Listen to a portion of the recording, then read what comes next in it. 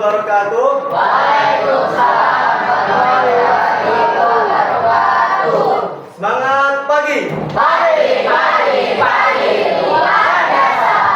Begitu dong semangatnya.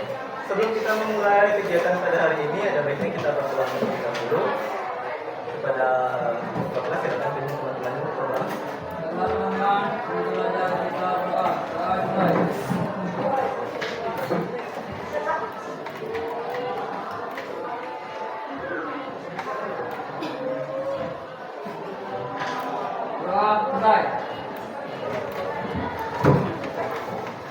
Baik, untuk hari ini ada yang tidak masuk? Siapa yang tidak masuk? Kenapa? Alasannya apa? Oke, karena udah siang, nampaknya kalian ada yang ngantuk. Oke, mungkin ada yang tegang karena Bapak bahas tentang kegiatan hari ini. Jadi, sebelum kita melanjutkan ke kegiatan kita, kali ini Bapak ada ice breaking. Ada yang tahu ice breaking? Ada yang tahu? Tahu. Apa aja?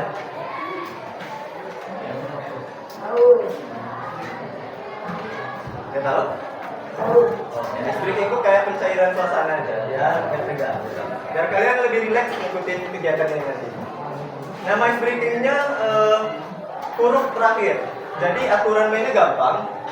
Nanti kalian bergantian dari kiri sana ke sana ya. Ada sebutin satu kata, terus huruf terakhirnya harus ya dengan kata selanjutnya, huruf terakhir dari teman sebelahnya. Contoh ya, Bapak kucing, jelas kucing, terus kucing kan G tuh, terus sampingnya gajah, tangannya harimau. Tapi kalau bisa utamakan hewan dan tumbuhan, tapi bebas. Bebasannya kalau apa? Nggak apa-apa, ini cuma untuk mencairkan suasana aja. Kita nggak ada hukuman kali ini. Apa kita contoh dulu ya? Kita contoh dulu. Kita mulai dari sini aja ya. Contohkan satu kata. Sebutin satu kata. C. Kencang dikit ya.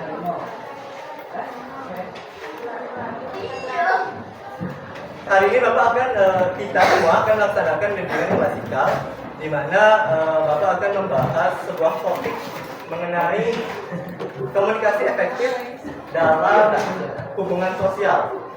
Mengapa Bapak mengangkat topik ini? Karena sebelumnya minggu lalu kita sudah melakukan angket kebutuhan, di mana dalam angket tersebut Bapak ketahui bahwa teman-teman sekalian, anak-anak sekalian masih memiliki permasalahan mengenai komunikasi efektif dalam membangun hubungan sosial. Jadi tujuannya agar kalian dapat memahami pentingnya komunikasi efektif dalam hubungan sosial, dapat mengetahui unsur-unsur dalam komunikasi efektif, dan kalian dapat menerapkannya komunikasi efektif tersebut dalam memperkuat hubungan sosial di antara kalian.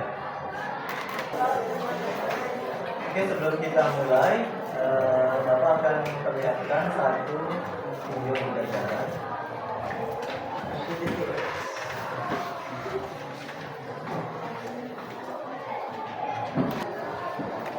Apa itu komunikasi? Ada yang tahu apa itu komunikasi? Ada katanya yang bisa? Oke, boleh cara bicara dengan orang lain. Ada pendapat lain? Apa itu komunikasi? Sehari-hari kita melakukan komunikasi loh. Saat ini kita sedang berkomunikasi. Oke, katanya.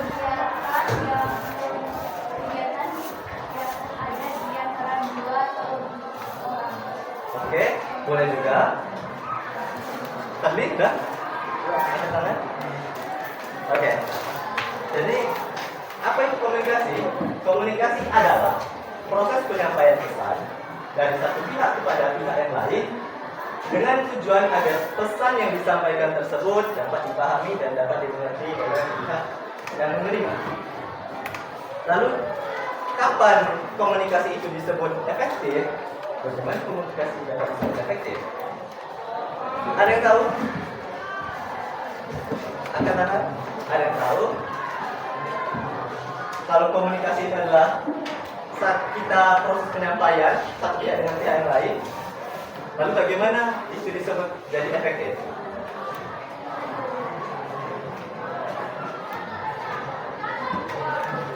Komunikasi dapat disebut efektif apabila pesan yang disampaikan dapat diterima dan dipahami dengan baik oleh penerima pesan tersebut tanpa adanya distorsi atau pergeseran makna atau juga kesalahpahaman.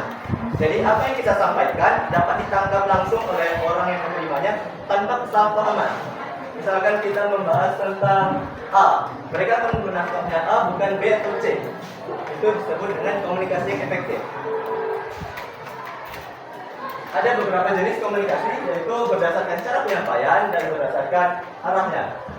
Berdasarkan cara penyampaian ada komunikasi verbal, yaitu melalui tulisan seperti Bapak sedang menyampaikan dengan kalian, atau tulisan melalui seperti kalian lihat postingan IG, postingan Twitter.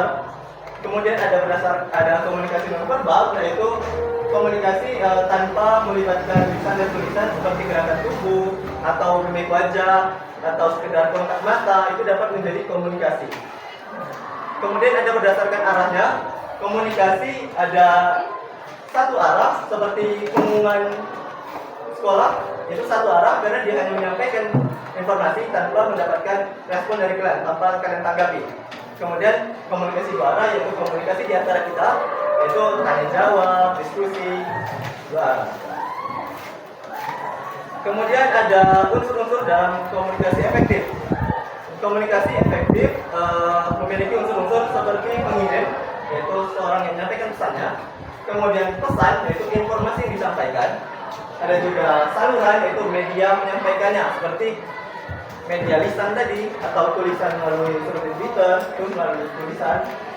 Kemudian ada juga penerimanya, yaitu kalian yang melihat postingan tersebut, atau kalian yang mendengar Bapak sedang berbicara. Kemudian ada umpan balik, di mana Bapak minta respon kalian tadi, yaitu umpan balik.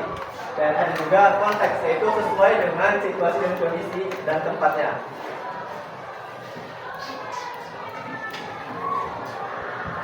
Prinsip komunikasi yang efektif. Yang pertama yaitu kejelasan. Bapak ada kejelasan itu maksudnya pesan yang disampaikan jelas dan mudah dipahami, benar. Ada question satu nih. Bapak baca dulu, nanti kalau ada yang mau jawab angkat tangan, oke? Pak Budi makan cicak mati. Kira-kira seperti itu. Berilah tanda baca yang tepat agar kalimat di atas menjadi jelas dan tidak rancu. Kira-kira gaya bicara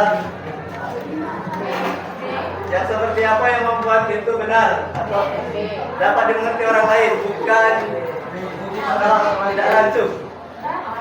Baca dulu, sudah siap? Ada yang mau angkat tangan? Jadi, oke, ini B. Gimana penyampaiannya? Oke, ada yang pendapat lain? Ada sependapat sama hari ini semua? Gimana tuh cara bacanya? Kalau yang itu kenapa? Paling nasional itu? Apa? Pak Budi makan cicak mati. Oke, jadi begini. Semua pendapat kalian ada benarnya dan tidak ada yang benar-benar salah dan tidak ada yang benar-benar benar, karena tergantung pada tujuan dari pesan itu sendiri. Bagaimana jika Pak Budi makan cicak mati, mungkin sebenarnya bisa jadi Pak Budi makan cicak mati, benar kan?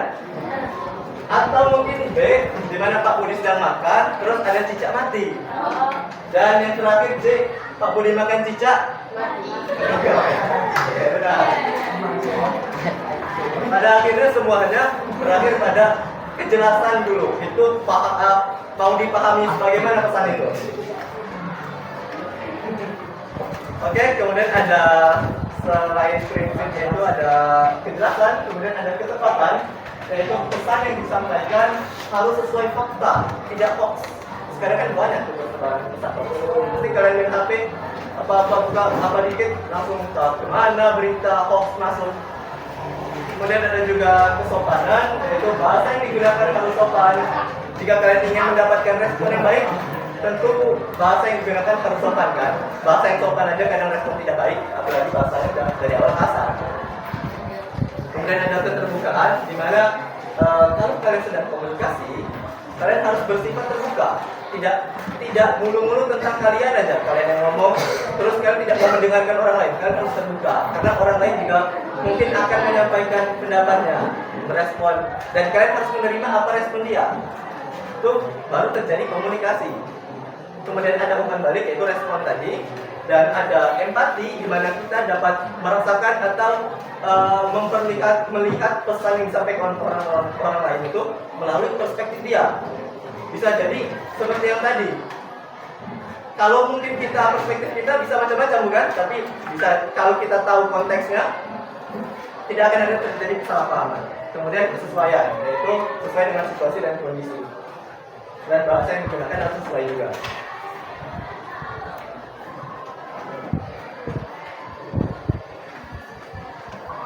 Oke, selanjutnya perilaku berbicara dalam komunikasi, yaitu ada 3, yaitu perilaku agresif. Ada yang tahu? Agresif. Seharusnya ini berhubungan dengan konten kita video tadi. Sayangnya videonya nggak bisa diputar. Jadi kalian aja ada yang tahu apa itu perilaku agresif?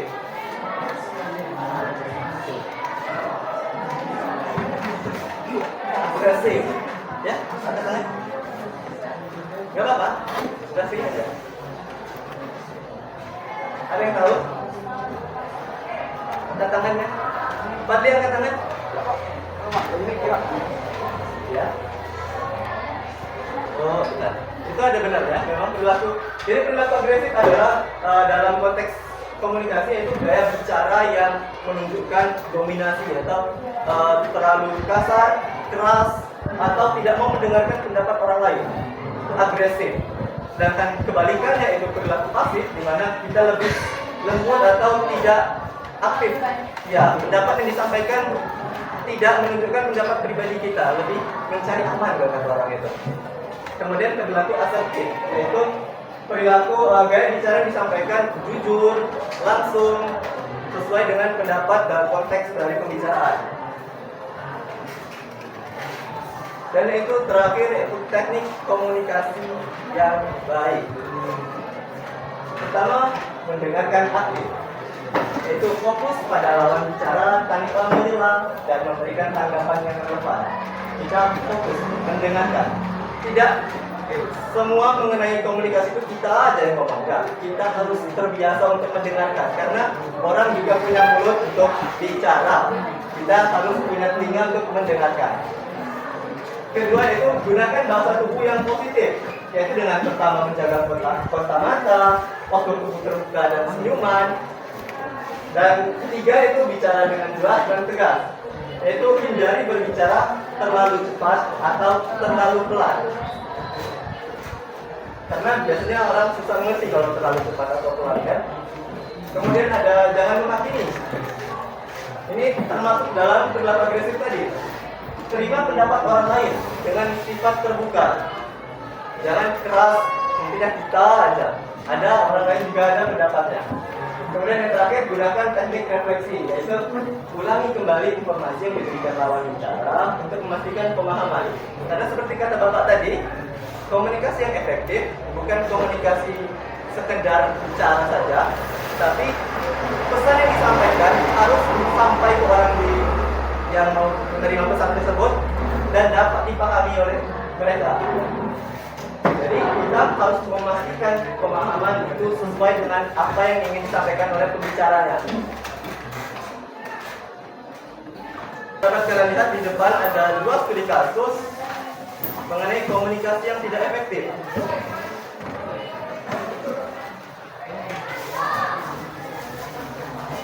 Bapak minta kalian untuk mengerjakan bahan kerjanya, bahan kerja di depan.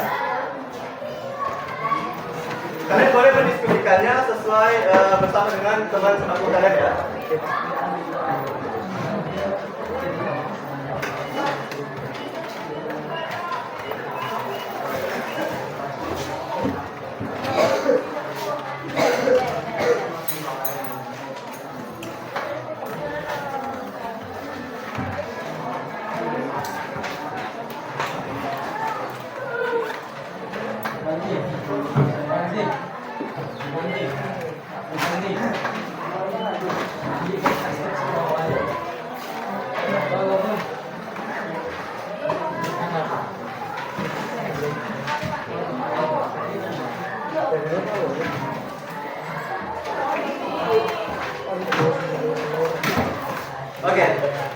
Sebelum mengisi, ada studi kasus mengenai komunikasi yang tidak efektif. Yaitu situasi pertama yaitu siswa A sering berbicara dengan nada tinggi kepada teman-temannya, sehingga sering terjadi kesalahpahaman dan konflik. Ada yang mau bantu Bapak? Analisiskan apa yang membuat situasi satu ini komunikasinya tidak efektif. Ada tangan?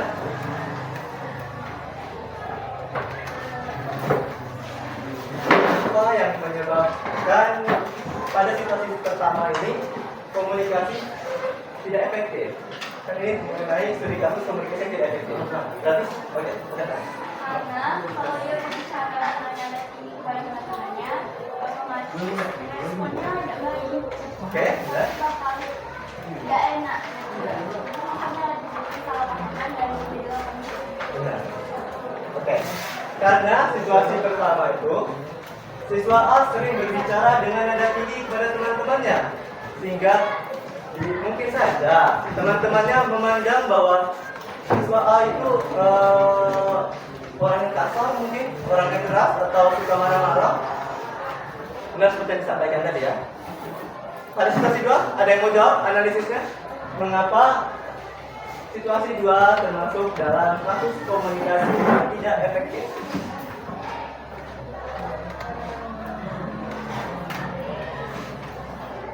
Ini membantu kalian menjawab itu loh, tugasnya. Soalnya ini analisisnya, Bapak minta solusinya di sana kan? Ini analisisnya. Kenapa situasi tersebut disebut komunikasi yang tidak efektif? Ada yang tahu? Angkat tangan.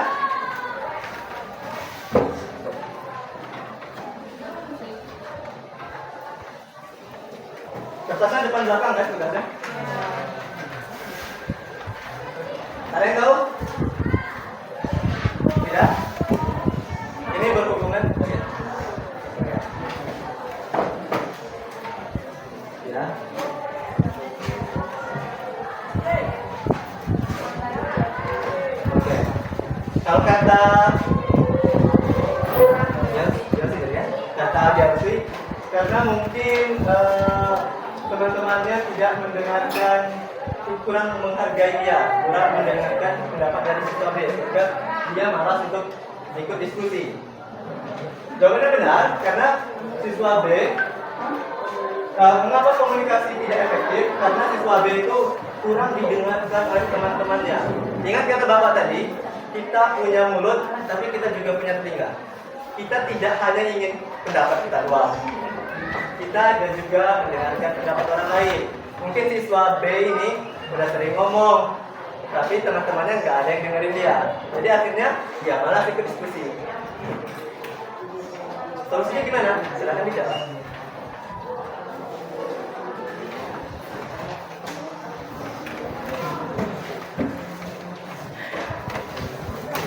Lima menit selesai ya tuh? Jamnya?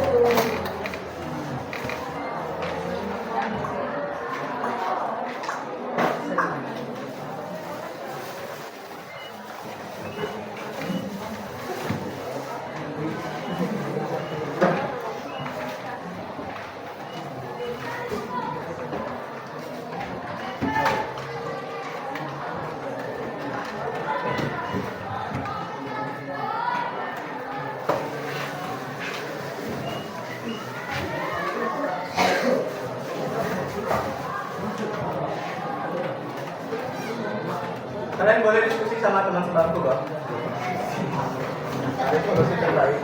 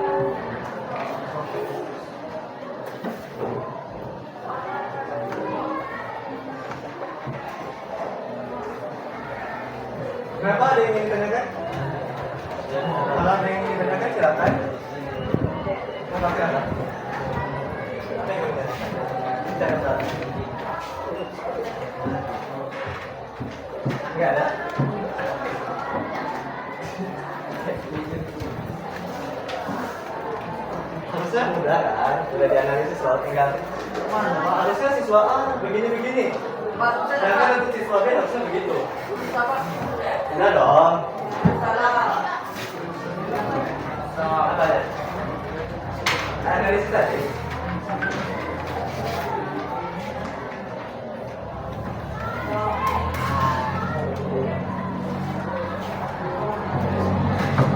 Nah, makanya pertanyaan unsur itu ya.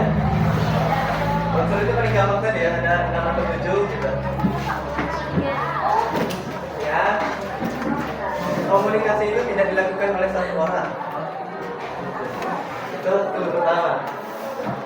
Terus komunikasi itu ada sesuatu yang disampaikan. Ya, Bang, itu udah tiga.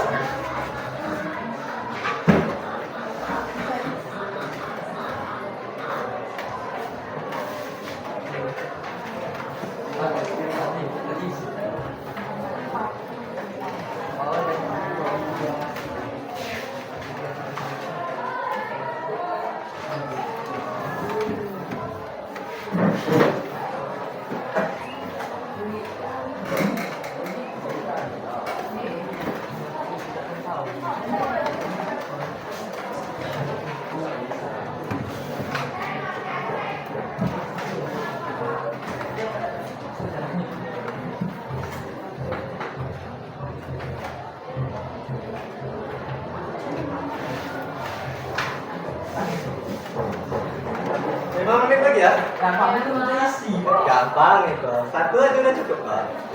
Satu aja Solusinya.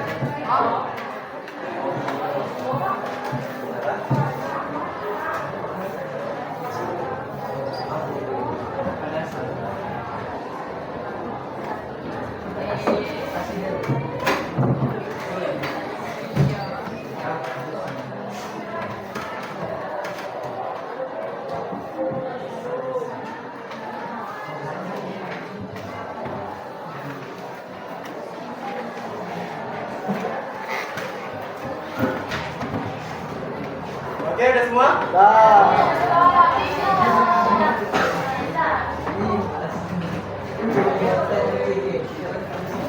Oke, sudah boleh kumpul di depan.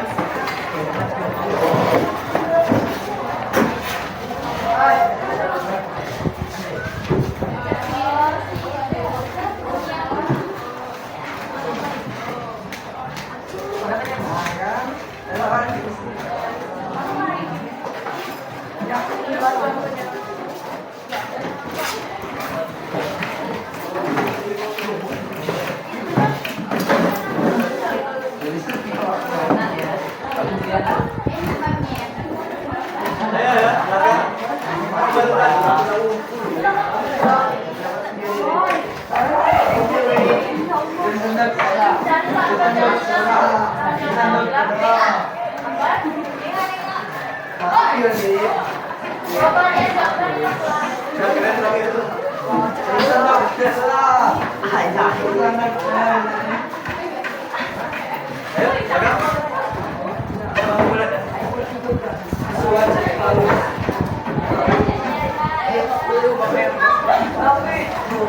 udah, semua kan?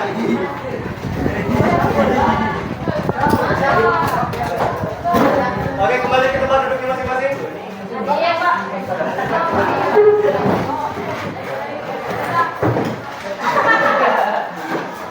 Udah, kembali ke tempat duduk masing-masing. Gak usah ribut, kembali ke masing-masing. Dari atas, dari jauh. Ya, yang di tangan. Ya, kembali. Oke, kembali ke layar. Studi kasus komunikasi yang tidak efektif. Situasi pertama, setelah dianalisis penyebabnya bisa jadi siswa A cara bicara yang terlalu tinggi, jadi banyak yang kurang suka atau salah paham sehingga ya tidak terjadi komunikasi dengan si A tersebut. Ada yang mau kasih solusinya? Angkat tangan. Ada yang mau pendapat? Oke, ada siapa? Ada yang mau ngasih solusi? Oh, terusnya siswa A begini. Oke, silakan. Siswaan kedatangan adanya dan tegas agar teman-temannya lebih mengerti apa yang dilakukan. Tidak Ada pendapat lagi? Oke, silakan. Kita harus melatih siswa A untuk berbicara dengan nada yang lebih tenang. Ingatkan agar selalu menjaga nada suara saat berbicara dengan teman. Oke, benar sekali. Ini kembali ke sikap atau perilaku yang harus dilakukan, yaitu asal tadi. Dan ini juga berhubungan dengan kesopanan tadi. Mungkin dengan bicara lebih lembut, lebih tenang, menggunakan bahasa yang lebih sopan, mungkin siswa A tidak akan menjauhi atau siswa A mungkin teman-temannya mau bicara dengan dia. Oke, pada siswa B, ada yang mau kasih solusi? Siswa B tidak didengar sehingga tidak mau atau enggan dalam diskusi. Ada yang mau kasih solusi? Oke, silakan. Bagi siswa B, kita perlu menumbuhkan rasa percaya diri dari dirinya agar dia mau berpartisipasi dan tidak merasa malu dalam menyampaikan. Oke, benar. Melatih siswa B agar dia dapat lebih berani, lebih percaya diri untuk menyampaikan pendapatnya, sehingga mungkin pendapatnya bisa lebih didengar oleh teman-temannya. Oke, benar. Apa ada yang mau kasih pendapat? Atau ada pertanyaan sebelum kita menutup hari ini? Oke, setelah kita menemukan solusi dari kedua kasus ini, adakah yang mau memberikan kesimpulan dari keseluruhan layanan yang kita lakukan pada hari ini mengenai komunikasi yang efektif? Ada yang mau memberikan kesimpulan? Ada? Satu, dua. Komunikasi efektif itu begini, Pak. Ada? Tidak ada? Ya, ini penutup loh. Komunikasi kesimpulan.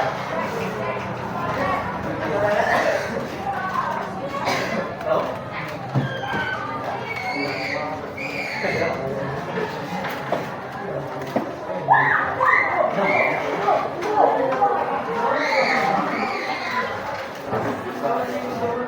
Baiklah Bapak, saya memberikan kesimpulannya ya. Dari komunikasi seperti yang kita ketahui tadi, yaitu proses menyampaikan pesan dan berpihak kepada pihak yang lain agar pesan tersebut dapat dimengerti oleh pihak tersebut. Kemudian dengan menjalani atau dengan melaksanakannya komunikasi efektif ini, kita dapat membina atau membangun hubungan, bahkan memperkuat hubungan sosial yang telah ada, membangun relasi yang baru dengan orang-orang. Karena orang mungkin dengan komunikasi yang efektif, orang lebih mudah menerima kita. Terus yang lagi tadi ya.